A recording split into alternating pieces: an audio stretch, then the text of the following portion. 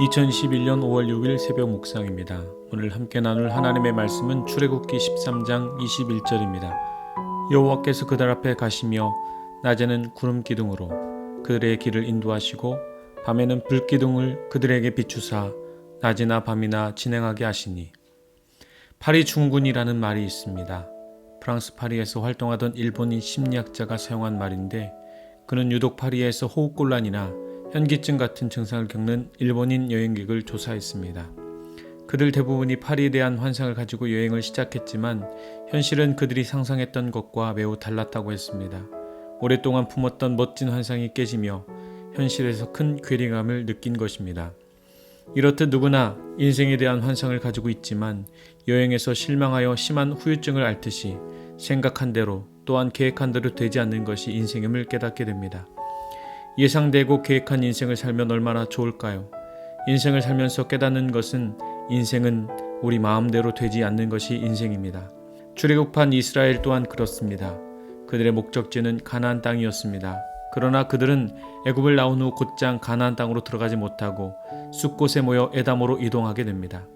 누구든 생각하기를 애굽을 나온 이스라엘은 가장 빠른 길을 택하여 가나안 땅으로 가는 여정을 선택했으리라 생각하겠지만, 하나님은 이스라엘 백성을 가장 빠른 길로 인도하지 않으셨고 홍해의 광야길로 우회하게 하신 것입니다. 그러나 계획대로 하지 않는 인생길에 하나님이 함께 하심을 깨닫기를 소망합니다. 하나님은 이스라엘 백성보다 먼저 가시며 낮에는 구름 기둥으로 밤에는 불 기둥으로 인도하셨다고 성경은 기록하고 있습니다. 이것은 하나님의 배려요, 하나님의 인도하심입니다. 만약 구름 기둥과 불 기둥의 표적을 베푸시지 않았다면 그들은 다시 애굽으로 돌아간다고 아우성을 쳤을 것입니다.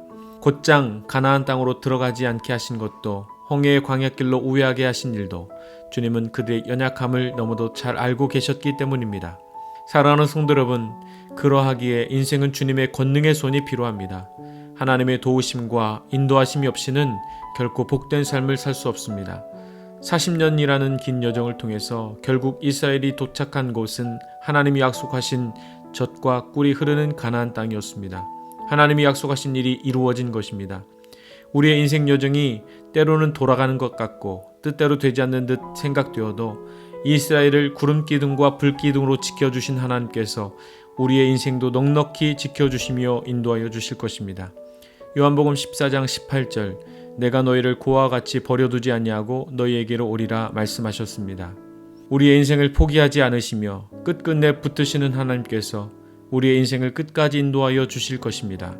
그러니 주님께서 인도하시는 그 손길을 믿고 오늘도 믿음의 길을 걸어가는 저와 여러분이 되시기를 주님의 이름으로 축원합니다.